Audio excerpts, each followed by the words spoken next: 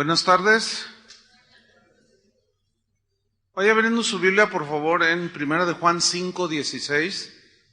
Vamos a seguir con nuestra serie, La lucha contra el pecado. El tema de hoy se titula El pecado de muerte. El pecado de muerte. Y vamos a tomar 1 de Juan 5:16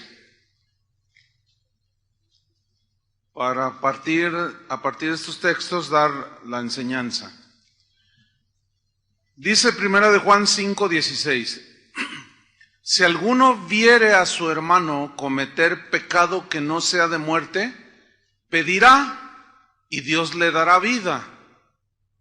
Esto es para los que cometen pecado que no sea de muerte. Hay pecado de muerte, por el cual yo no digo que se pida. Toda injusticia es pecado, pero hay pecado no de muerte. Sabemos que todo aquel que ha nacido de Dios no practica el pecado, pues aquel que fue engendrado por Dios le guarda y el maligno no le toca. Fíjense que estos versículos se tienen que interpretar a la luz de toda la carta que escribió Juan, la primera epístola, y tenemos que ir un poco hacia el trasfondo histórico para poder entender qué significa el pecado de muerte. Hay algo aquí que quiero subrayar en el versículo 16 sobre la importancia de orar unos por otros. Dice, si alguno viere a su hermano cometer pecado que no sea de muerte, pedirá por esa persona a la que tú has visto que está pecando y Dios le dará vida.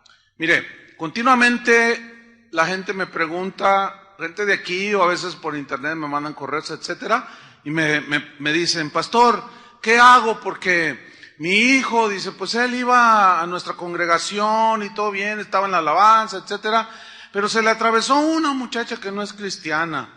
Dígame qué hacer para que él vuelva al camino. Entonces mi respuesta es bien simple, orar. Bueno, ya sé que tengo que orar. Dice, pero dígame qué puedo hacer para que él vuelva al camino del Señor. Orar. Bueno, sí, pero yo quiero que usted me aconseje qué es lo que debo de hacer para que él vuelva. ¿Qué debo hacer? Orar. Eso es lo que debemos hacer, ¿sí o no? Vamos a leerlo de esta manera. Si alguno viere a su hijo, a su esposa, es que mi esposo anda coqueteando con una que no es, hermano, y no sé qué. ¿Qué debo de hacer? Orar. ¿No dice eso? Si alguno viere a su hermano cometer pecado que no sea de muerte, pedirá. ¿Y Dios qué? Le dará vida. Entonces, ¿qué tenemos que hacer? Orar. Porque la oración es confiar en la omnipotencia de Dios. Es confiar en la soberanía de Dios, es confiar en la voluntad de Dios.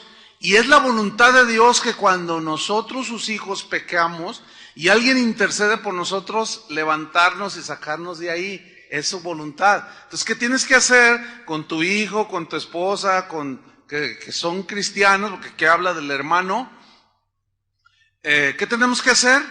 Orar. Confiar en Dios. Dice, esto es para los que cometen pecado que no sea de muerte.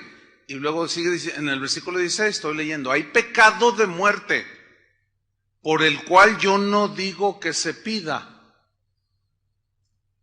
¿Qué es el pecado de muerte? El pecado de muerte, aquí en el griego significa así literalmente, es el pecado cuyo fin es la muerte, cuyo destino final es la muerte. Ahora, ¿en qué consiste el pecado de muerte? Nosotros hemos oído que los 7 pecados capitales, ¿verdad? Los pecados mortales, pero esa no es una enseñanza muy acorde a la Biblia. Entonces, ¿en qué consiste este pecado, el pecado de muerte? Bueno, el pecado de muerte consiste fundamentalmente en manifestar el espíritu del anticristo. Pero aquí viene otra pregunta. ¿Y cuál es ese espíritu del anticristo? ¿Y cómo se manifiesta el espíritu del anticristo? Juan, el mismo apóstol, nos responde lo que es el espíritu del anticristo y cómo se revela, en qué consiste el pecado de muerte. Vamos a 1 de Juan 2:18. 1 de Juan 2:18. Dice: hijitos, ya es el último tiempo, y según vosotros oísteis que el anticristo viene. Así ahora han surgido muchos anticristos. Por esto conocemos que es el último tiempo. Vamos al versículo 21. No os he escrito como si ignoraseis la verdad, sino porque la conocéis y porque ninguna mentira procede de la verdad. ¿Quién es el mentiroso? Sino el que niega que Jesús es el Cristo. Este es anticristo, el que niega al Padre y al Hijo. Todo aquel que niega al Hijo tampoco tiene al Padre. El que confiesa al Hijo tiene también al Padre. Ahora, déjeme decirle algo. El pecado de muerte, que consistía básicamente en negar la divinidad de Jesús, en negar y despojarlo de su omnipotencia, de su omnisciencia, de que Él todo lo sabe, despojarlo de sus atributos y rebajar a Jesús como un hombre común y corriente como usted y como yo. Básicamente en eso consiste el pecado de muerte. Pero el pecado de muerte tiene que ver con el gnosticismo. ¿Qué es el gnosticismo? El gnosticismo es una filosofía, una doctrina filosófica religiosa que atacó el cristianismo o se infiltró en las iglesias del primer siglo. Y esta es la razón del por qué Juan, el apóstol, escribió estas dos cartas. Escribió tres, pero sobre todo, fundamentalmente las dos primeras tienen que ver con debatir el gnosticismo, todas las doctrinas que se derivan del gnosticismo. Ahora, déjeme definirle el gnosticismo. Según el gnosticismo, los iniciados no se salvan por medio de la fe en Cristo, sino que se salvan mediante lo que ellos llaman la gnosis. Gnosis en griego significa conocimiento. Es decir, que ellos, el gnosticismo afirmaba que el conocimiento de cosas espirituales eran superiores a la fe. Bueno, eso no dice la Biblia, ¿verdad que no? La Biblia dice que somos salvos por gracia, ¿por medio de qué? De la fe. Ok, entonces estaban los cristianos como aquí y se infiltraban personas gnósticas que tenían esta creencia, pero profesaban a la vez ser cristianos, pero rebajaban a Jesús y lo despojaban de su divinidad, y ese es el pecado de muerte. Porque si despojamos a Jesús de su divinidad, de sus atributos, de su obra en la cruz del Calvario, ¿qué nos queda? Nada. En 1 Timoteo 6:20, Pablo también atacó esto, que era algo que estaba invadiendo a las iglesias del primer siglo, pero déjeme decirle, 1 Timoteo 6:20, déjeme decirle que el gnosticismo sigue vigente en pleno siglo XXI y desgraciadamente sigue contaminando y engañando a un montón de gente que está allí en las iglesias, pero que van abrazando de una manera, pues que no se dan cuenta, el gnosticismo. 1 Timoteo 6:20, Pablo le dice a Timoteo, oh Timoteo, dice, guarda lo que se te ha encomendado. ¿Qué se le había encomendado? El Evangelio. El Evangelio, que consiste básicamente en que Cristo murió por nuestros pecados para librarnos de la condenación del infierno. Murió en nuestro lugar, derramando su sangre para que nosotros fuésemos limpiados de todo pecado y de toda maldad. Fundamentalmente, ¿sí? Entonces le dice, guarda lo que se te ha encomendado. Y luego dice, evita, Timoteo, las profanas pláticas sobre cosas vanas. Y luego dice, y los argumentos de la falsamente llamada ciencia. Aquí la palabra ciencia es gnosis. No se refiere a la ciencia como la biología, la química, la física, no se refiere a esa ciencia. A veces los cristianos, por falta de una aplicación seria al estudio de la Biblia, sacamos este versículo y decimos, no, la falsamente llamada ciencia. Y se refieren a la física, a la biología y todo. No es esa ciencia, se refiere al gnosticismo, ¿entienden? Al conocimiento que pretendía, o sea, que enseñaba, el gnosticismo que enseñaba que con el puro conocimiento, sin la fe, nos salvábamos a nosotros mismos. Dice Pablo a Timoteo, rechaza los argumentos, evítalos, cuida a la gente, guarda lo que se te ha encomendado. Entonces el gnosticismo aseguraba y sigue asegurando que ni la fe ni la muerte de Cristo bastan para salvarnos. El ser humano, dice el gnosticismo, es autónomo para salvarse a sí mismo. ¿Sí? Fíjate, ni la fe ni la muerte de Cristo bastan para salvarse. O sea, hay que añadir otras cosas, hacer otras cosas para salvarnos. Esto agrede el sacrificio de Cristo en la cruz, lo minimiza. Espero me esté explicando. Dice que el ser humano puede salvarse a sí mismo. Eso ya habla de un despojar al Señor de toda su obra, ¿sí? El gnosticismo es una, filosofía religiosa, es que es un sincretismo, es decir, es una mezcla de un montón de creencias mezcladas, y entre ellos el misticismo, las visiones, las revelaciones, lo que yo sueñe, todo ese tipo de cosas son importantes para la salvación. Por eso es que un hombre llamado José Smith, se le aparece un ángel, tiene sueños, visiones, se le aparece un ángel y le dice, te voy a revelar otro evangelio, le dice. Te voy a dar otro libro aparte del de la Biblia, y le entrega el libro del Mormón, ¿sí? Entonces despojan al Señor de toda su obra en la cruz. Déjame decirle que este pensamiento de que ni la fe ni la muerte de Cristo bastan, sigue vigente como una extensión del gnosticismo en el cristianismo de hoy. Es por eso que hoy vemos, cuando hablo cristianismo, estoy incluyendo bautistas, presbiterianos, nosotros, católicos, o sea, todos los que de alguna manera proclaman el cristianismo, ¿sí? Pero esto de que ni la fe ni la muerte de Cristo bastan para salvarse, sigue vigente hoy. No en todos los que mencioné, pero en muchos sí, muy marcados. Hay gente que cree que por irse de rodillas de aquí hasta la Basílica de Zapopan, eso los va a salvar, les va a ayudar en su beneficio y en su relación con Dios.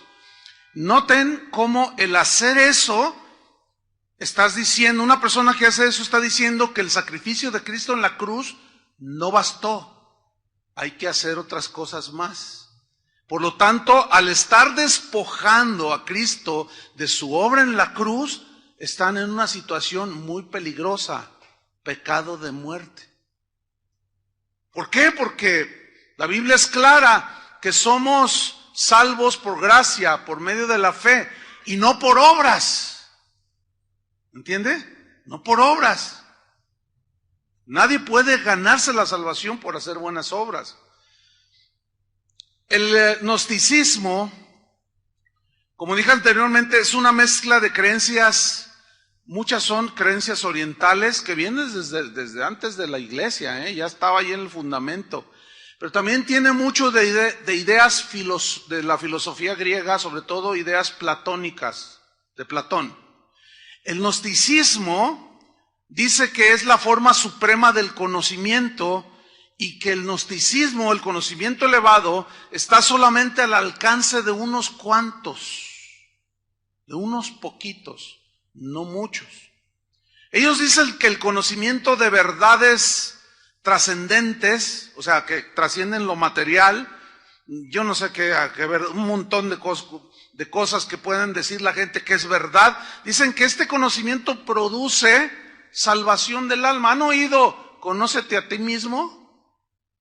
¿Han oído esa frase? Pues eso es de la filosofía de Aristóteles, de Platón, de todos esos. Conócete a ti mismo. O sea, y al conocerte a ti mismo, según ellos, eso es puro gnosticismo. Entonces, tú estás obteniendo un conocimiento de lo bueno y lo malo, según ellos, y eso puede salvarte. Bueno, esas ideas empezaron a atacar el cristianismo bíblico. Y desgraciadamente comenzaron algunos a ser confundidos dentro de las iglesias, y por eso es que Juan escribe esas cartas que estamos estudiando. El gnosticismo que penetró la primera iglesia aseguraba que practicar una vida cristiana pues estaba bien, porque había algunos cristianos gnósticos, lo cual bíblicamente no existen. Es una perversión de lo que es un cristiano. Y estos cristianos gnósticos aseguraban que tú podías vivir la vida cristiana como mejor te pareciera. ¿Por qué? Porque ellos basaban fundamentalmente el gnosticismo, pues tiene un carácter dualista, es decir, que hacía una diferencia entre la materia y el espíritu. Ellos aseguraban que lo malo, el mal, la perdición estaban ligados a la materia o al cuerpo, y que lo divino tenía que ver con lo espiritual solamente.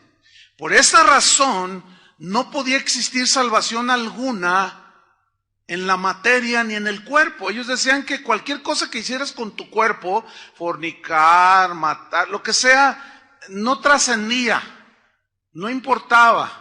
Lo que realmente trasciende es lo espiritual. Entonces todo lo que hagas con tu cuerpo, pues está bien. Si tienes ganas de hacer lo que tú quieres, pues tú vas. Que al cabo el cuerpo es inherentemente malo, ¿sí? Pero la Biblia no enseña eso. La Biblia dice, y todo vuestro ser, espíritu, alma y cuerpo sean guardados irreprensibles. Pablo dijo, ¿o ignoráis que vuestro cuerpo es templo del Espíritu Santo? Ahí vemos que ya se contrapone el gnosticismo, que aseguraba eso, con el cristianismo. Pues déjenme decirles, de una manera muy velada, muy engañosa, este sistema de pensamiento ha penetrado las iglesias. Por eso es que hoy vemos expresiones como, no, la gracia de Dios, no pasa nada si haces esto. O el otro día me comentaba alguien que llegó allí con el pastor a decirle, oiga pastor, mi esposo anda de adúltero. No te preocupes, mira, estamos bajo la gracia. Fíjate nomás.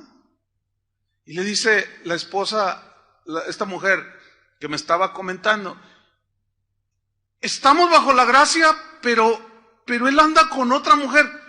Pero no pasa nada. Al estar bajo la gracia no hay condenación ni para él ni para nosotros. Nada más espérate que aquel cambie.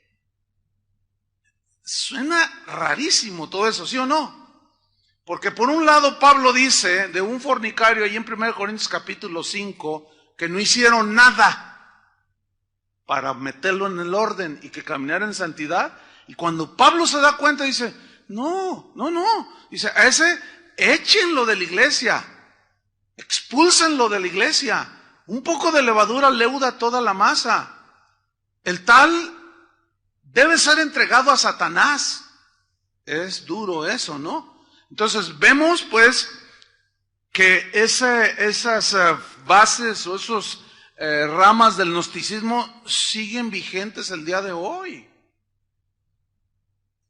Si el cuerpo no tuviera importancia, entonces ¿por qué Cristo habló de la resurrección del cuerpo? ¿Para qué nos resucita si el cuerpo, la materia, es mala? Evidentemente esa doctrina es una doctrina falsa, es un pensamiento erróneo. Pero ahora se disfraza como gracia. Y no es así, la Biblia dice, ¿pecaré porque estamos bajo la gracia? En ninguna manera. En ninguna manera. Si estamos muertos para el pecado, estamos muertos para el pecado. En ninguna manera podemos seguir viviendo en la misma vida que vivíamos antes. No debemos de caer en ese engaño, sin embargo, este es el pan de todos los días. Fíjate, el gnosticismo en cuanto a Cristo, ellos empezaron a decir que, más o menos así, bueno, siendo la materia o el cuerpo el origen del mal, por lo tanto, no es concebible, decía el gnosticismo de aquel tiempo, que Jesucristo pueda ser divino. ¿Cómo un ser divino viene y toma un cuerpo humano que es malo? Lo que ellos nunca tomaron en cuenta o no quisieron tomar en cuenta es que Jesús fue engendrado por obra del Espíritu Santo, no por relación sexual humana. Por lo tanto, Él no heredó la naturaleza pecaminosa que todos heredamos, ¿entiende? Por lo tanto, todo su espíritu, alma y cuerpo Él fue humano, carne como nosotros, pero Él fue todo humano y todo Dios. Pero esto chocaba con las filosofías y doctrinas gnósticas. Entonces, para ellos era imposible que Jesús pudiera ser divino, porque, puesto que la materia, pues es mala, comenzaban a negar la encarnación del Verbo divino, que es Jesucristo. Y Juan, en su evangelio, él comienza diciendo en el capítulo 1, versículo 1, en el principio era el Verbo, y el Verbo estaba con Dios, y el Verbo era Dios. Y ese Verbo vino, dice, y se encarnó, tomó forma de hombre, y nosotros vimos su gloria. Pablo dice, hablando de Jesús, que Él tomó forma de hombre y se humilló, despojándose, no de su divinidad, sino de su posición, ¿sí? Y tomando forma de hombre se humilló y se hizo obediente hasta la muerte, y una muerte de cruz. Dice, y no estimó el ser igual a Dios como cosa a que aferrarse, sino que se despojó a sí mismo. Entonces, cuando Juan detecta que el gnosticismo está penetrando la iglesia, inmediatamente el Espíritu Santo lo inspira, que es el que engendró a Jesucristo en el vientre de María, y escribe esas cartas que hoy tenemos a nuestra disposición. Entonces, cuando Juan dice, bueno, si alguno viere a su hermano cometer pecado de muerte, pida y Dios le va a dar vida, porque hay pecado no de muerte, pero hay pecado de muerte, el cual yo no digo que se pida. Pero quiero que noten que no dice que el hermano comete pecado de muerte. Nada más dice, hay pecado de muerte, pero por ese no se pide. Miren, hay una secta, hay un montón, pero hay una que es todos la van a identificar, los Testigos de Jehová. Ellos son la pura esencia del gnosticismo. Despojan a Jesús de su divinidad, despojan de sus atributos. Ellos dicen que Jesús era nada más un hombre, como tú y como yo. ¿Cómo han resucitado todas esas herejías que fueron condenadas por los llamados padres de la iglesia? Herejías que no eran concebidas como parte del cristianismo, sin embargo, ahí estaban asediando y siguen asediando, hermanos. Una manera muy sutil actualmente, por medio de esa sutilidad por la cual se está despojando a Cristo de su divinidad, de su omnipotencia, es que el hombre se ha puesto en el lugar de Cristo. Ahora los predicadores algunos se sienten los omnipotentes, los omnipresentes, los que todo lo pueden, y enseñan a la gente gnosticismo. ¿En qué sentido?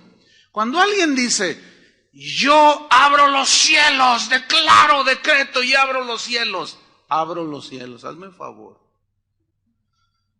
A ver, échate un brinco, por más alto que brinques. No, pues, ¿cómo vas a abrir los cielos? El único que puede abrir los cielos es Dios. El único que hace descender lluvia del cielo es Dios. Entonces cuando alguien dice, yo abro los cielos y declaro despejo, quién sabe cuántas cosas despejan de la atmósfera, dicen. Y luego dicen, y yo decreto, y yo declaro, y yo proclamo, y yo establezco, y yo ordeno. ¿Saben qué? Es vil gnosticismo, hermanos. ¿Por qué? Porque se están poniendo en el lugar del Señor y ya lo hicieron a un lado. Y luego dicen, y si quieres que Dios te bendiga y quieres que en verdad Dios te salve, dale $1,000. ¿Quién le puede dar $1,000 ahorita al Señor? Dele $1,000. Y si le das 10,000, pues muchísimo mejor. Puro y vil gnosticismo, ¿entienden? ¿Por qué? O sea, es una rama. Digamos que es el gnosticismo moderno. Despojar a Jesús de su obra en la cruz. La razón de la reforma de la iglesia en la Edad Media fue precisamente la comercialización de la fe, la venta de indulgencias. Y hoy esa doctrina es muy común en un porcentaje altísimo de las iglesias de hoy.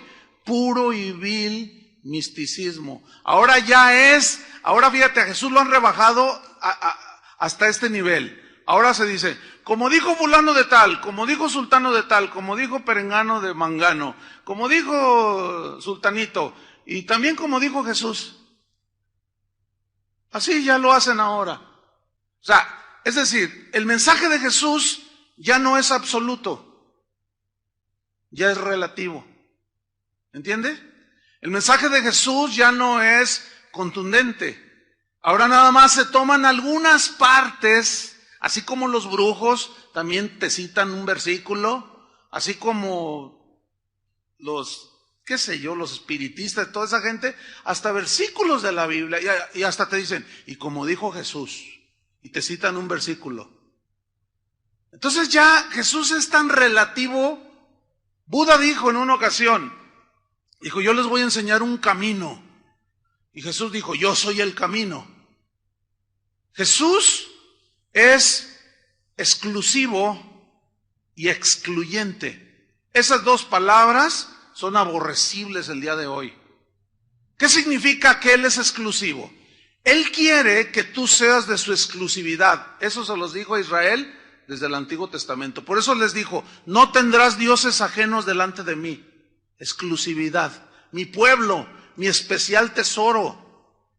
Pablo hablaba a los corintios y les decía, yo los celo con celo de Dios, porque quiero presentarlos como una virgen pura a Cristo, el novio.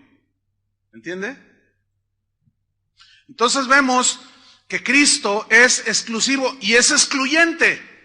¿Por qué es excluyente? O sea, que el Señor no acepta ningún pensamiento del tipo que sea, ninguna filosofía, ningún argumento, por más elevado que sea, para mezclar con su palabra.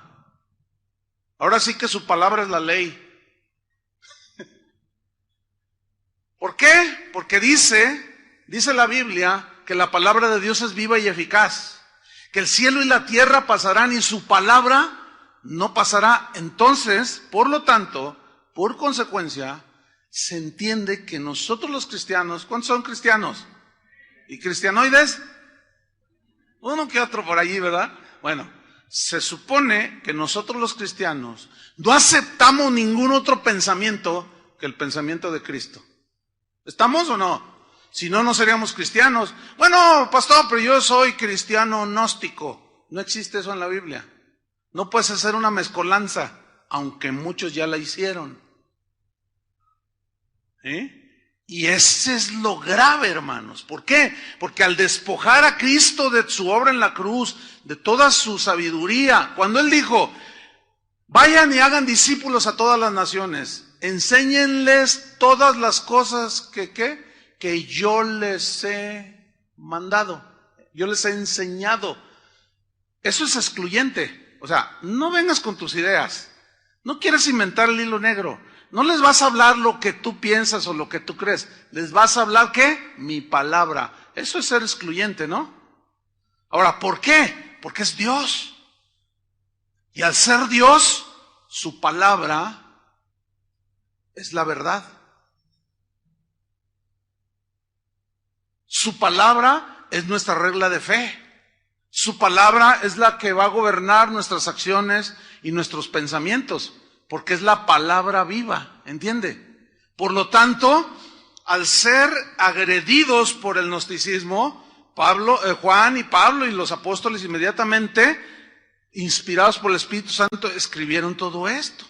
Fíjate que el gnosticismo sostiene que Jesús en verdad fue un hombre común y que pues la verdadera misión de Cristo, decían los gnósticos de aquel tiempo, era transmitir a los humanos el principio del autoconocimiento. O sea, el conócete a ti mismo, lo platónico pues, ¿no? Porque esto iba a permitir que las almas se salvaran a sí mismas al liberarse de la materia. Entonces, resumiendo, y por consecuencia, los gnósticos aseguraban que Jesús no era Dios. Y esta es la razón por la cual se escribieron estas cartas. Ahora bien, vamos a primera de Juan 2:21, para ver cómo Juan comienza a atacar el gnosticismo y cómo empieza a dejar ahí el fundamento de la fe cristiana. Primero Juan 2:21. Dice así: no os he escrito como si ignoraseis la verdad. ¿Cuál verdad? De que Jesucristo es Dios. Sino porque la conocéis y porque ninguna mentira procede de la verdad. ¿Quién es el mentiroso? Dice el versículo 22. Sino el que niega que Jesús es el Cristo. Aquí negar a Jesús significa despojarlo de su divinidad. Eso va fundamentalmente, dice. Dice, es anticristo. O sea, está en contra de Cristo, de la obra de Cristo, de quién es Cristo. Está en contra del mensaje de Cristo. Es anti, quiere decir contra. Es anti, ¿qué? Cristo, el que niega al Padre y al Hijo. Versículo 23. Todo aquel que niega al Hijo, o que niega su divinidad, tampoco tiene al Padre. El que confiesa al Hijo, tiene también al Padre. En consecuencia, escuchen, el pecado de muerte es el pecado de los que rechazan la encarnación y la divinidad de Cristo. Son los que rechazan su obra redentora en la cruz. Son aquellos que rechazan la obra de Cristo en la cruz o que la minimizan y por lo tanto tienen que hacer cosas para completar su salvación. Este pecado es de muerte. ¿Por qué? Porque al ser Cristo el único camino al Padre, no hay otro. ¿Entienden? La Biblia dice, no hay otro nombre bajo el cielo dado a los hombres por el cual podamos ser salvos. Y cuando dice el nombre, significa todo lo que Él es y todo lo que hizo en la cruz. No hay otro nombre. Cuando el carcelero en Filipos le dice a Pablo, Señor, ¿qué debo de hacer para ser salvo? ¿Qué le dijo Pablo? Cree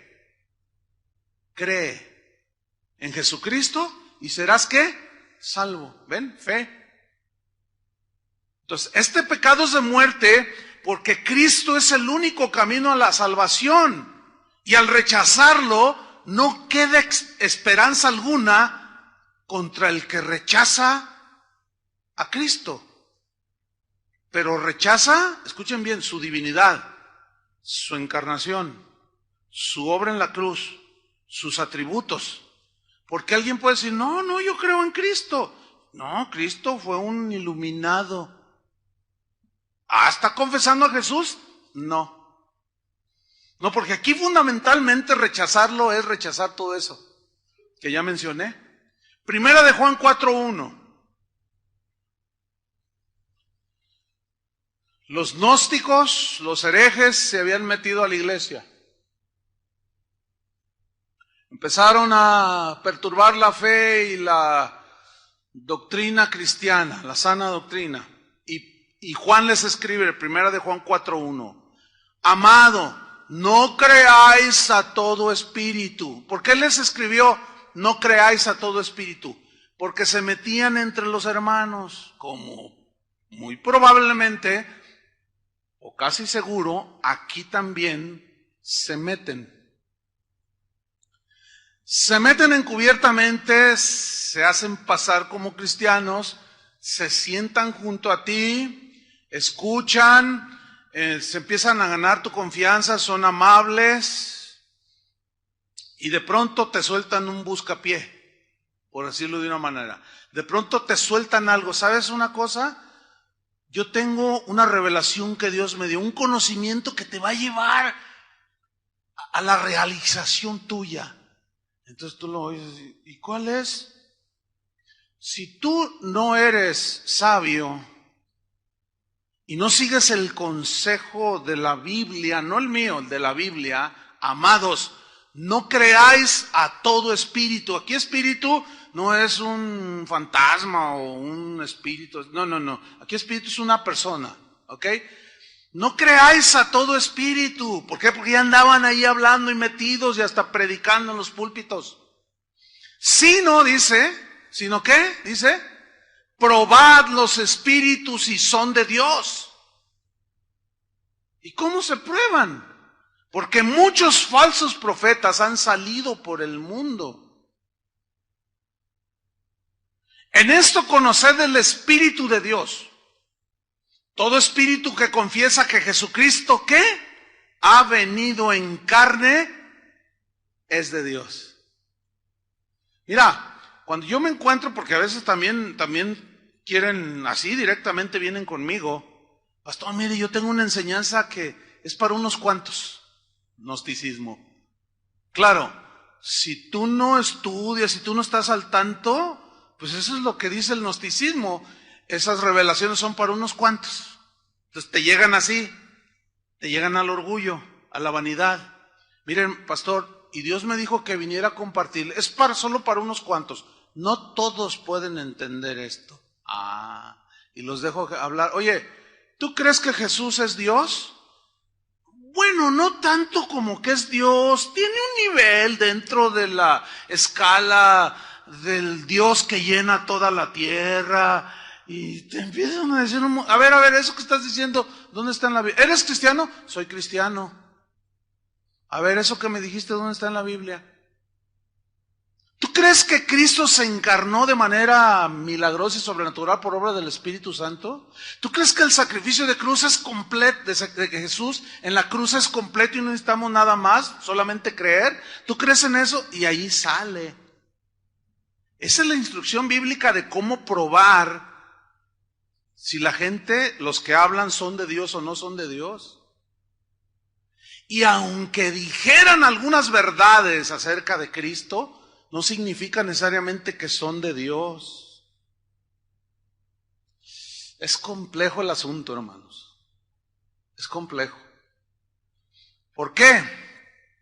Porque nosotros no sabemos todo, pero la Biblia dice que Él conoce a los suyos. Así dice, ¿no es cierto? Es como ustedes, ¿conocen a sus hijos? Sí.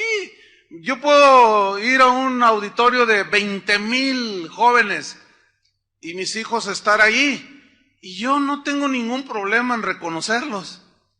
Usted al salir, los que tienen bebés allá o niños allá en los salones, van y entre todo el montón de chiquillos que hay allí, de bebés y todo, usted ve al suyo, ¿sí o no? Y usted no llega y dice, ¿y cuál es el mío? Y ya tiene 5 años. ¿Y cuál es? ¿Cómo era mi hijo? O sea, eso no es. No existe eso. ¿Usted cree que si usted tiene la capacidad de saber quién son sus hijos, usted cree que Dios no pueda saber quiénes son sus hijos verdaderos? Créamelo. Y entre la multitud de 7,000 millones de personas en este mundo, Él sabe si usted es de Él. Él sabe si usted ha nacido de nuevo. Él sabe si el Espíritu Santo ha hecho la obra de regeneración. Y Él sabe si usted es una nueva criatura engendrada por Él. Él sabe. Porque Él es un padre que conoce a sus hijos. Entonces no bastan las verdades intelectuales, entenderlas intelectualmente. Tiene que haber una conversión genuina de la esclavitud del pecado a la libertad. ¿Entiende? De una vida totalmente inundada en la corrupción a una vida nueva. Claro, esa vida nueva, ya nos dimos cuenta los que hemos nacido de nuevo, que la lucha contra el pecado es bien real, ¿no es cierto? Sigue vigente. Ahí está. Todo espíritu, dice, que confiesa que Jesucristo ha venido en carne, estoy en 1 Juan 4:2, es de Dios, dice. Y todo espíritu que no confiesa que Jesucristo ha venido en carne, no es de Dios. Así de sencillo, hermano. Y este es el espíritu del anticristo, el cual habéis oído que viene y que ahora ya está en el mundo. No el anticristo, sino el espíritu, la actitud de negar, de rechazar, de atacar a Cristo. Yo siempre me he hecho esta pregunta, siempre me he hecho la siguiente pregunta: ¿por qué en el mundo en el que vivimos se ataca a Jesucristo y nadie habla mal de Buda, de ninguno de los maestros en la historia de la tierra o de las culturas? Siempre es una agresión a Jesucristo, por intelectuales, por ateos, por todos, pero lo más terrible es que ahora muchos que están metidos en las iglesias. Eso es lo peor. Y ese puede ser el pecado de muerte para muchos, que aún estando dentro, niegan a Jesús. Ese es un estado terrible. Ahora bien, Primera de Juan 5:16, fíjate, de Primera de Juan 4:1, todo el capítulo, cuando llegamos a Primera de Juan 5:16, ahora se entiende lo que significa el pecado de muerte. Porque dice, si alguno viere a su hermano, estoy en la misma carta, en el mismo contexto, si alguno viere a su hermano cometer pecado que no sea de muerte, pedirá y Dios le dará vida. Esto es para los que cometen pecado que no sea de muerte. Hay pecado de muerte, por el cual yo no digo que se pida. Quiero decirles algo, Juan es muy excluyente, muy exclusivo en cuanto a su entendimiento y revelación de quién es Jesús, el Hijo de Dios. Tan así que su vida, pues al estar consagrada a la predicación del Evangelio, hay una historia que yo he contado en un par de ocasiones, que cuenta que Juan, después de que salió de estar ahí desterrado en la isla de Patmos, él regresó a Éfeso, ya era un anciano, y cuenta esa historia que fueron a los que entonces estaban en auge, los baños romanos, los baños públicos romanos. Entonces llegaron pues a asearse, llegaron a bañarse, y uno de los discípulos del apóstol Juan entró hacia la parte, hacia adentro de donde había otros baños. Eran unas termas, ¿sí? Unas piletas ahí. Entonces regresa este discípulo del apóstol Juan y le dice, Juan, y Juan ya se empezaba a bañar. Juan le dice, al fondo de los baños está Cerinto. ¿Quién era Cerinto? Era uno de los maestros del gnosticismo de su tiempo, contemporáneo, que enseñaba, se metía a las iglesias, soltaba su veneno y confundía a los débiles, confundía a los que no estudiaban, ya desde entonces se daban, y los que se duermen peor. Esos son bien, porque al no estar atentos ahí, pues llega cualquier falso maestro y le creen. Entonces dice la historia que Juan le dijo, pásame mi ropa. Pero dame mi ropa. La tomó, se vistió, vámonos. Fíjate la radicalidad del apóstol Juan. Entonces uno de sus discípulos le dijo, pero Juan, ¿por qué? Dice, vámonos, y lo mira y dice, yo no puedo estar bajo el mismo techo de un hereje. Eso actualmente suena súper intolerante, ¿sí o no? Suena, pues sí, radical, pero suena así como, ay, qué payaso. Ay, ¿dónde está el amor? Dirían los cristianos románticos. ¿Verdad? Ay, entonces, ¿cómo? Ay, que no debemos demostrar el amor. ¿Qué le pasó a Juan? Lo que pasa es que muchos cristianos, algunos cristianos, no saben ubicar las cosas en su debido orden de importancia. ¿Cómo Juan iba a tolerar? O sea, su extremismo, entre comillas, llegó al grado de decir, yo no puedo estar bajo el mismo techo de un hereje. Yo no puedo estar bajo el mismo techo que alguien que dice que Jesús, al que yo vi con mis propios ojos, vi su divinidad, lo vi caminar en el agua, lo vi decirle al viento, cesa el viento, y cesaba, lo vi resucitado, y vi cuando Tomás le metió los dedos, que me vengan a decir que no es totalmente excluyente, ¿no es cierto? Radical en cuanto a su concepto del Cristo de la Biblia.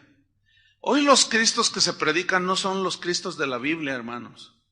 Te lo embarran con un versículo, 2 versículos para que se oiga bien. Pero en realidad te están enseñando un Cristo gnóstico que te dice, tú dame dinero y yo te salvo. Y cosas de esas, ¿me entiende? El Señor es excluyente. No tendrás dioses ajenos delante de mí. No tolera nada. A los colosenses Pablo les dijo, no se dejen engañar por filosofías, sutiles, huecas sutilezas, conceptos de hombres que despojan a Cristo y hacen a un lado la palabra de Dios. Ahora, hay una pregunta muy importante que de continuo la gente hace, que tiene su base en Mateo 12, vaya abriendo su Biblia, en Mateo 12. Pero la pregunta es esta: ¿qué relación hay entre el pecado de muerte y la blasfemia contra el Espíritu Santo? ¿Habrá alguna relación? Probablemente sí, lo más seguro es que sí, pero vamos a escudriñar un poco. Mateo 12, 32. Aquí Jesús está hablando, está rodeado de fariseos, está rodeado de gente que no creía en su divinidad, en sus atributos, lo rechazaban de manera sistemática. Mateo 12, 32. Él expulsa demonios, y este es el contexto de Mateo 12. Entonces Jesús dice, a cualquiera que dijera alguna palabra contra el Hijo del Hombre, o sea, contra mí, le será perdonado. Pero al que hable contra el Espíritu Santo, no le será perdonado, ni en este siglo, ni en el venidero. ¿Se acuerdan que Pedro negó a Jesús? Pero era un verdadero discípulo. ¿Cómo está eso? Por eso fue perdonado. Porque en ese momento Pedro, en su confusión, el temor le ganó.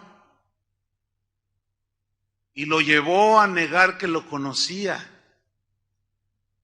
Esa es la realidad de la lucha contra el pecado. ¿Cuántas veces nos gana a unos la envidia, a otros los celos, a otros la avaricia, a otros la amargura, a otros el orgullo? ¿Sí? Por eso la Biblia no nos engaña, la Biblia nos dice la verdad de que dice, despojaos de los celos, la ira, haced morir en vosotros lo terrenal, fornicación, pasiones desordenadas, todos esos pecados, dice, háganlos morir en vosotros. La Biblia nos habla con la verdad, hay una realidad en la lucha contra el pecado, ¿sí o no? Todos los días luchamos contra el pecado, con las diversas manifestaciones de la maldad y del pecado. Que ciertamente el mundo está sumergido en eso y que también en nuestro cuerpo mortal inclinado hacia lo terrenal y pecaminoso, luchamos. Pero aquí es donde algunos a veces se confunden. Pastor, dicen, Me llaman o me preguntan o me escriben: pastor, anoche tuve un sueño espantoso. Soñé que maldecía al Señor. Blasfemé contra el Espíritu y ya no tengo perdón. Le digo, mira, en primer lugar, fue un sueño. Los sueños no están en nuestro control, ¿verdad que no? ¿O sí? El asunto es que al no saber manejar, yo a veces he soñado, le digo a mi esposa, soñé espantoso. ¿Verdad que a veces te digo, soñé horrible? ¿Y qué soñé? No, ¿para qué te digo? No, porque sueña uno cualquier cantidad de cosas. El asunto es que si no tienes el conocimiento y el entendimiento de que es un sueño, y allí ¿cómo controlas? Estás, por decirlo de una manera inconsciente, no estás consciente. Hay muchas cosas muy tremendas en esta atmósfera espiritual, pero eso no es pecado, hermanos. ¿Me entiendes? Es más, a mí me ha pasado lo que a ti, que aún leyendo la Biblia de pronto pasa un pensamiento, una mala palabra. ¿Les ha pasado? Yo dije, ¿a poco yo soy tan malo? O un pensamiento feo. Le voy a patear el carro a aquel por haberme. Y luego de pronto, ey. A ver, ¿qué sucede allí? ¿Blasfemé contra el Espíritu Santo? No, hermanos. Un cristiano en la antigüedad dijo, cuando tú sueñas algo horrible o sientes, te cruza un pensamiento así como un rayo a 1000 kilómetros por hora, ¡fum!, y tú despiertas o de pronto reaccionas ante tal pensamiento y sientes algo aquí que te duele. No, esa es una buena señal, dijo. Y tiene mucho sentido, porque si no fueras hijo de Dios, no sentirías nada. Soñaste quién sabe cuánto, dices, qué padre soñé, qué bonito. Y luego un pensamiento, ¿de cuándo acá los del mundo, los que no conocen a Dios, les remuerde la conciencia pensar mal? Pues eso no solo lo piensan, lo hacen. Entonces, una buena señal de si eres un hijo de Dios o no, es esa. Que cuando cruza en tu mente un pensamiento que tú no lo premeditaste, y dices, ay Dios mío, ¿por qué pienso esto? Esa es una señal que eres un hijo de Dios y que estás luchando. Por eso la Biblia dice, renovaos en el espíritu de vuestra mente. La única palabra de renovar nuestros pensamientos y aprender a pensar mejor, porque eso sí se puede. El problema está en que venga un mal pensamiento y tú te centres y te claves en ese mal pensamiento. Esa es la lucha contra el pecado, pero el Señor nos da una alternativa, su palabra, meditar en su palabra. Entonces, la palabra de Cristo, dijo Pablo, more en abundancia en vuestros corazones. Si hay alguna cosa digna de alabanza, en esto pensad. Si hay algo limpio, si hay algo digno de honra, en esto pensad. O sea, pensad, eso habla de una renovación y una aplicación en las verdades de Dios, y eso te produce paz. Entonces, cuando alguien dice, pastor, ya blasfemé, yo les digo, mira, tú eres hijo de Dios, y no, pues sí, mira, esta es una buena señal, pero vas a tener que aplicarte más a la meditación de la palabra, a pensar como Cristo, a hablar como Cristo en cuanto a la vida cristiana. En cuanto a Él, no hay duda de que para nosotros Cristo es Dios, ¿sí o no? De que su obra en la cruz fue completa, no necesitamos añadirle absolutamente nada, ningún ritual, ninguna buena obra, nada de eso, ya está completa. Entonces dice, a cualquiera que dijera alguna palabra contra el Hijo del Hombre, le será perdonado, pero el que hable contra el Espíritu Santo no le será perdonado ni en este siglo, ni en el venidero. Entonces, pastor, ¿cuál es la blasfemia contra el Espíritu Santo? Se los voy a explicar. Este pasaje gira alrededor de los fariseos que rechazaban a Cristo como el Mesías. Ellos sistemáticamente negaban que Jesús fuera divino. Dicen, mira, este se hace Dios, se hace igual a Dios. Y en una ocasión les digo, ¿y qué si vierais al Hijo de Dios ir a donde estaba antes? Entonces ellos, estás blasfemando, le decían, haciéndote Dios. Dicen, pues miren, antes nosotros somos de Abraham, somos hijos de Abraham. Y Jesús le responde, pues déjenme decirles que antes de Abraham yo era. No, pues olvídate, ¿no? Les daba ahí el tamafat, les daba el ataque. ¿Cómo? Entonces ellos de no, blasfema, blasfema. ¿Por qué? Porque lo veían un hombre. Siendo que ellos habían visto las profecías. He aquí la Virgen concebirá y dará a luz un hijo. Y llamará su nombre Manuel, que traducido es Dios con nosotros. Y lo leían en las sinagogas. Y cuando lo tenían enfrente con demostración de poder y de autoridad, ¿quién habla como este? Si Dios no estuviera con él, no haría las cosas que hace. Aún así lo negaron. Es increíble que lo mismo se sigue dando, hermanos, en el cristianismo de hoy. Estos fariseos insistían que Jesús era endemoniado. Le dijeron, por el dedo de Belcebú echas tú fuera los demonios. Jesús le respondió, un reino dividido contra sí mismo es asolado y no puede permanecer. Si yo echo por el dedo de Satanás a Satanás, ¿cómo va a permanecer su reino? O sea, les está explicando que él era el Verbo encarnado. Dios. Mira, los demonios eran más sinceros que este montón de fariseos. Los demonios cuando lo vieron dijeron, sabemos quién eres, sabemos que eres el Cristo, sabemos que eres ¿por qué nos atormentas antes de tiempo? Ellos saben su futuro. Dice, no nos atormentes antes, cállense, les dijo. Ellos sabían, nosotros sabemos que eres el santo de Dios, fíjate nomás. Pero ese conocimiento intelectual, ¿salvaba a los demonios? No. Lo mismo sucede con las personas. Tiene que haber una conversión, ¿entiende? Un arrepentimiento, una conversión, un arrepentimiento genuino. Y las verdades de Dios se siguen revelando y revelando, y nada te va a mover de creer que Jesucristo es el Hijo de Dios. Así venga el testigo de Jehová, el Papa de los testigos de Jehová, toque a tu puerta y te quiera convencer, tú sabes, no por verdades intelectuales o conocimiento puramente intelectual, sino que sabes en tu corazón, así como Juan. Entonces tú le vas a decir, ¿sabe qué? Discúlpeme, voy a cerrar la puerta. No le digáis bienvenido, dice la Biblia, a todo el que no trae, y lo escribió Juan, por cierto. Todo el que no trae esta doctrina, no le digáis hermano, ni le digáis bienvenido. ¿Cuál doctrina? Que Jesucristo es Dios, hermanos. Que Jesucristo es el soberano, que es el creador, el sustentador de todas las cosas. No, pásele, hermano. No, ¿cómo pásele? Hermano, no hay que ser tan inocentes, hermano. Probad los espíritus, dice Juan. Entonces, ¿en qué consiste la blasfemia o el pecado contra el Espíritu Santo? Consiste en rechazar, sí, a Cristo, su divinidad y su obra. Y atribuirle a Satanás lo que Cristo hacía, lo que Cristo decía que era y lo que Cristo realizó en la cruz. No, o sea, se burlaban de él. Si eres el Hijo de Dios, a ver, bájate. A ver, este que salvó a otros no se puede salvar a sí mismo. Qué burlas, ¿no?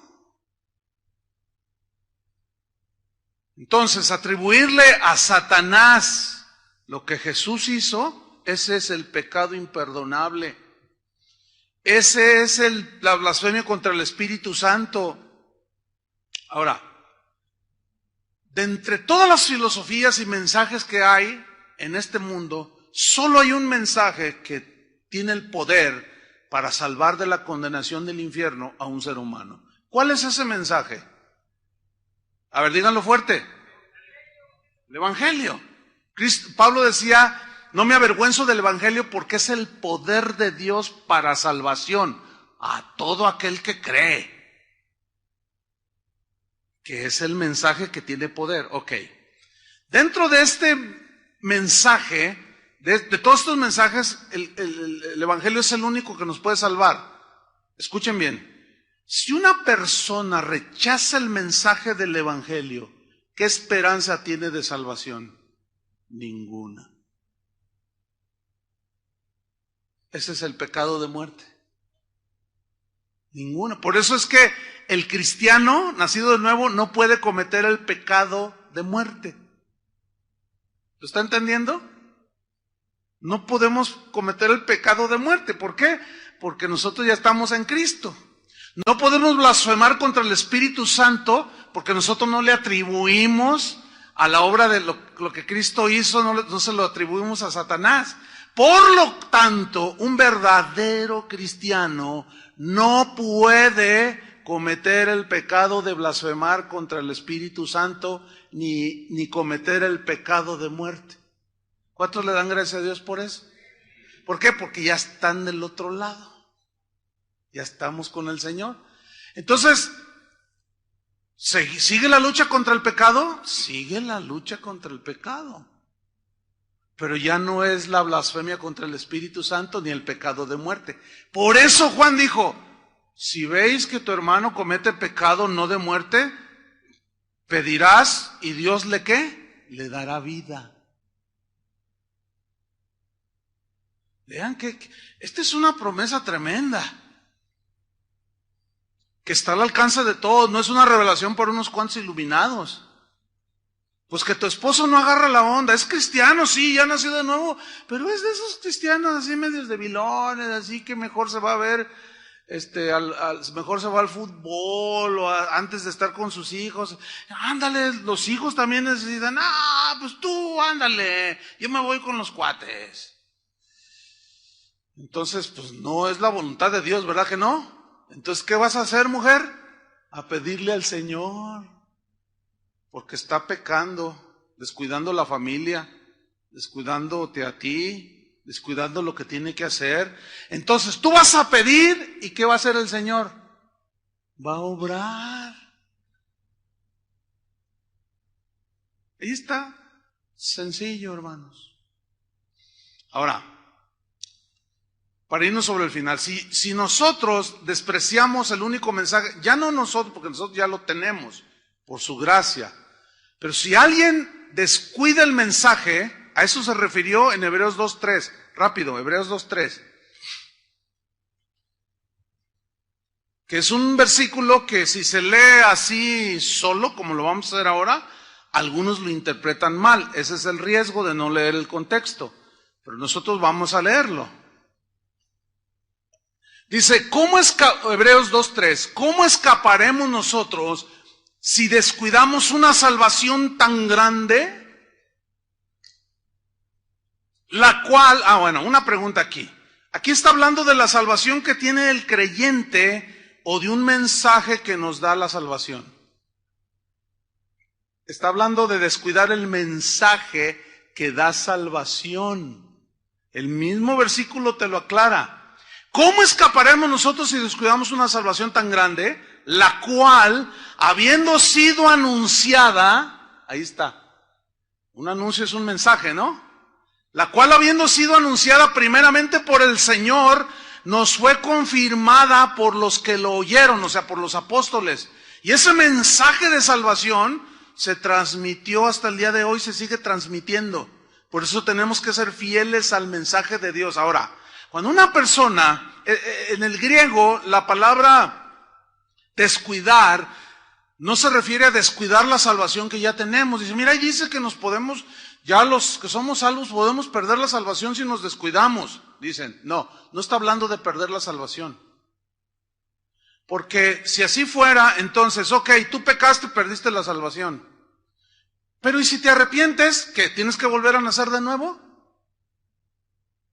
A ver, contesten. Pues no. Y otra vez volviste a pecar. Y perdiste tu salvación otra vez. Por un mes o 2 o un año que anduviste de rebelde, pero andabas en pecado, perdiste la salvación. Pero de pronto te vuelves a arrepentir, ¿vuelves a nacer de nuevo? No. ¿Cuántas veces hay que nacer de nuevo? Solo una. Entonces, aquí no está hablando de perder la salvación. Aquí está hablando, porque aquí descuidar significa desatender el mensaje. Y es muy claro, si vemos el contexto, en Hebreos 1, vamos rápido, Hebreos 1:1, dice, Dios, este es el contexto, Dios habiendo hablado de muchas veces y de muchas maneras en otro tiempo a los padres, por los profetas, en esos postreros días nos ha hablado por el Hijo. Ahí está, nos habló, nos dio un mensaje, el Hijo. A quien constituyó heredero de todo y por a quien asimismo hizo el universo, el cual siendo el resplandor de su gloria y la imagen misma de su sustancia, noten que le está dando los mismos atributos que el Padre, y quien sustenta todas las cosas con la palabra de su poder, está hablando del Hijo, habiendo efectuado la purificación de nuestros pecados por medio de sí mismo, obra expiatoria, se sentó a la diestra de la majestad en las alturas, hecho tanto superior a los ángeles. Y luego viene un testigo de Jehová y dice que es un ángel. Y aquí nos dice es muy superior. En el griego y en el hebreo es superlativo, o sea, no hay comparación. Superior a los ángeles, cuanto heredó más excelente nombre que ellos. Porque ¿a cuál de los ángeles dijo Dios jamás, mi hijo eres tú? Yo te he engendrado hoy y otra vez, o sea que tomó carne. Yo seré a él padre y él me será mi hijo. Y otra vez, cuando introduce el primogénito en el mundo, dice, adórenle los ángeles de Dios. ¿A quién? Solo a Dios se le adora, ¿sí o no? Y aquí es donde está lo que se conoce como el misterio de la Trinidad. Pero es un misterio revelado que en algún momento tendremos que tomar una serie al respecto. Ciertamente, dice, de los ángeles dice, el que hace a sus ángeles espíritus y sus ministros llamas de fuego. Mas del Hijo dice, tu trono, oh Dios, por el siglo del siglo. Cetro de equidad es el cetro de tu reino. Has amado la justicia y aborrecido la maldad, por lo cual te ungió Dios, el Dios tuyo, con óleo de alegría más que a tus compañeros. Y, versículo 10, tú, oh Señor, en el principio fundaste la tierra y los cielos son obra de tus manos. Ellos perecerán, mas tú permaneces. Y todos ellos se envejecerán como una vestidura. Versículo 12, y como un vestido los envolverás, serán mudados, pero tú eres el mismo. Y el mismo Hebreos dice que Jesucristo es el mismo ayer, hoy y por siempre, por los siglos. Y tus años no acabarán. Pues ¿a cuál de los ángeles dijo Dios jamás, siéntate a mi diestra hasta que ponga a tus enemigos por estrado de tus pies? ¿No son todos espíritus ministradores enviados para servicio a favor de los que serán herederos de la salvación? Entonces, entramos al capítulo 2, que es el que leímos. Dice, ¿cómo pues descuidaremos una salvación tan grande? O sea, aquel que hace un lado y desatiende el único mensaje que puede darle salvación, ya no hay más ofrenda por los pecados. Ya se hizo en la cruz. Ese es el pecado de muerte, hermanos.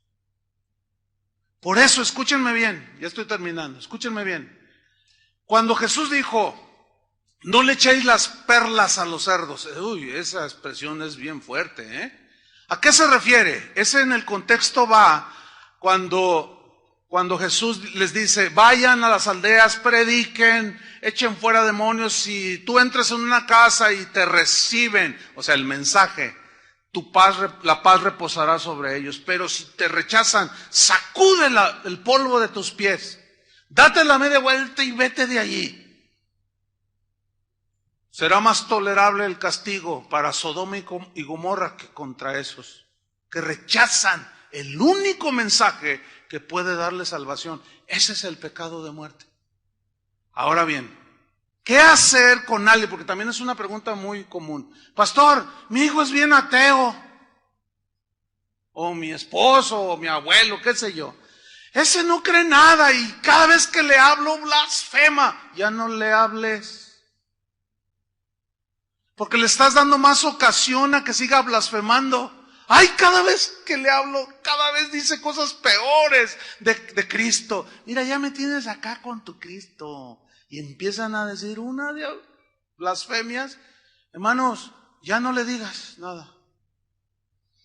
No debo orar por él. En ese momento está hablando contra Cristo. Y todo lo que se hable contra Cristo, él lo puede perdonar cuando la persona se arrepiente. ¿Sí o no? Bueno, como nosotros no sabemos ni conocemos los corazones ni el futuro, mira, ya no le digas nada porque es ocasión para blasfemar. Mejor quédate callado, ya no le digas nada, de verdad. Mejor ora por él, por si quizá Dios le conceda que se arrepiente. Pero ya no les des ocasión. Yo no insisto en base a eso. Pablo lo hizo. No, vámonos, dice, porque aquí, vámonos. Jesús mismo, allí donde nació, dice, no, y no pudo hacer muchos milagros a causa de su incredulidad. Y se fue. Vámonos, dice. Nosotros hemos cerrado algunas casas de oración que iniciamos y hablando, y aún los mismos que asistían allí, ahí todo, pero indolentes, descuidados, irresponsables, mal. Entonces, oye, ¿cómo va la iglesia fulana de tal? No, los pastores, ay hermano, un año, 2 años. ¿Saben qué? Adrián, ve y cierra esa iglesia. Ciérrala. Dile, este es el último, búsquense una iglesia. Nosotros ya nos vamos, porque aquí nada más ni ustedes ni nadie responde. Y no vamos a perder el tiempo. Al rato llegan llorando. No, ahora sí. No, pues ya no.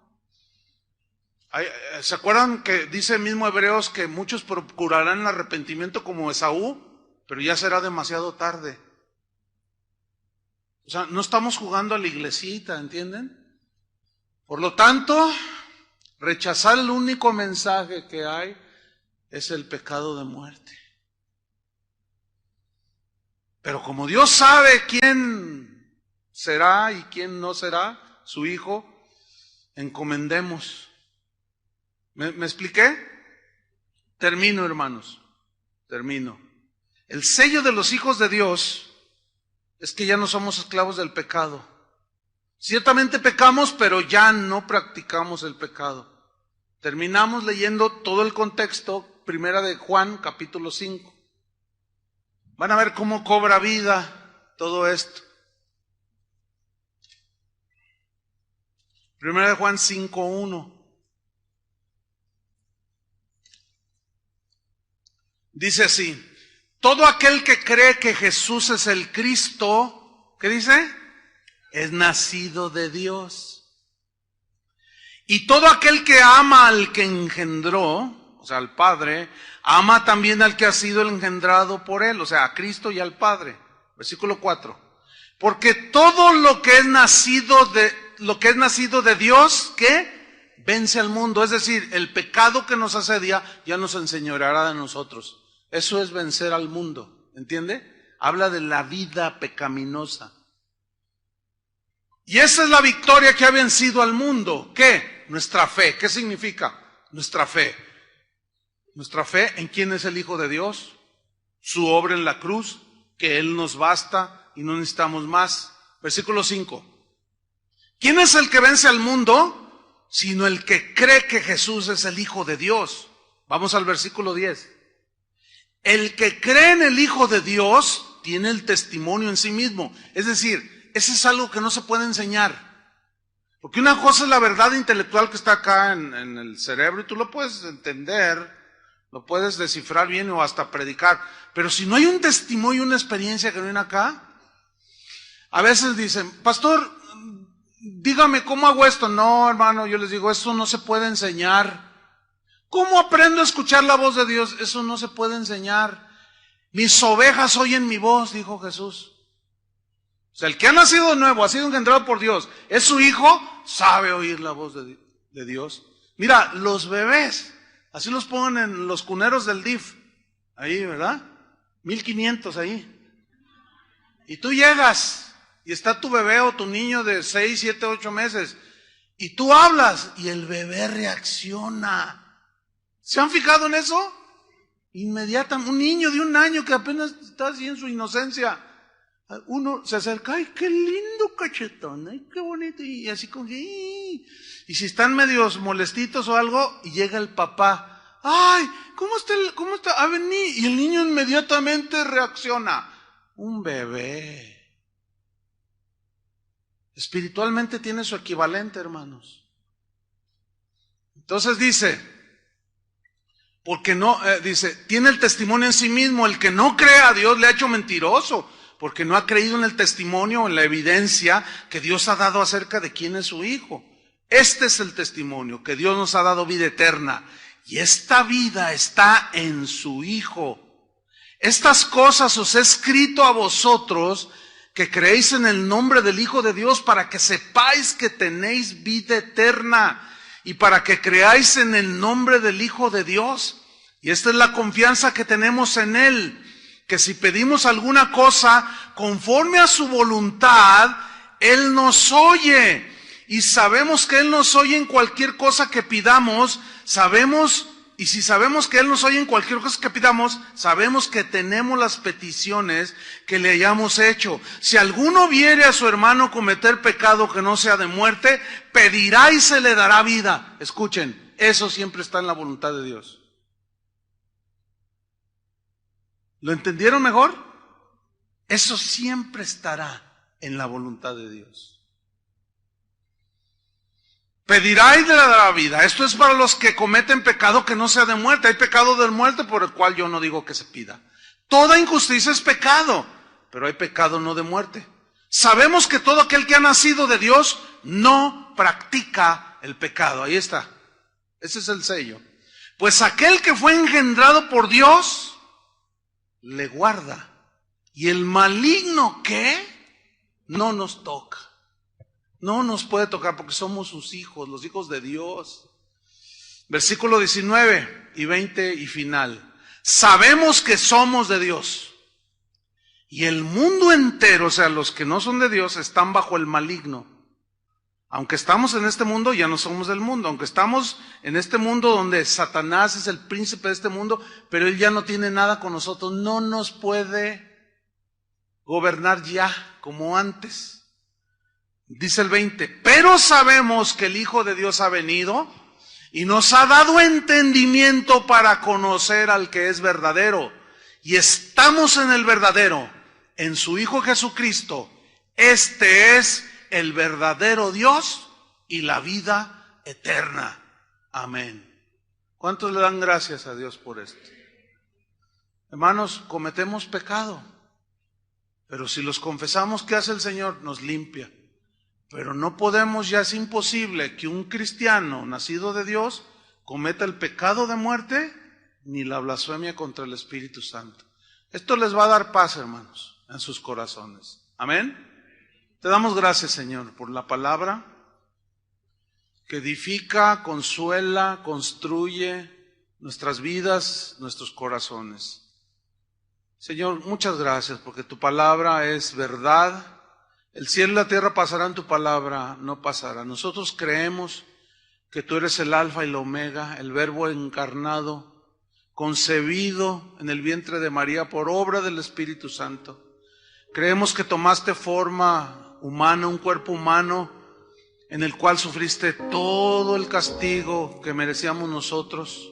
Tu sangre sin contaminación de pecado fue derramada, tipificada ya por el Cordero Pascual, que cuando la derramaste en la cruz, espiritualmente esa sangre, al creer que tú eres el Hijo de Dios, que tú eres Dios verdadero encarnado, y creer en ese sacrificio y que tu sangre nos limpia, nuestros pecados son perdonados. Qué maravilloso, Señor. Es imposible, por consecuencia, que ninguno de los que somos tus hijos cometa el pecado de muerte o blasfeme contra el Espíritu Santo. Es imposible. Por eso tu palabra dice, si confesamos nuestros pecados, Él es fiel y justo para perdonarnos y limpiarnos de toda maldad. Y si vemos que algún hermano se desvía, es tentado y se sale de tu camino, podemos orar. Y esto está en tu voluntad y tú le darás vida, Señor. Oramos por aquellos que, siendo tus hijos verdaderos, andan en malos caminos. Se dejaron arrastrar por la carne, el engaño. Oramos, Señor, para que tú les des vida y los regreses al redil. En el nombre de Cristo Jesús. Gracias, Señor. Amén. Que Dios les bendiga, hermanos.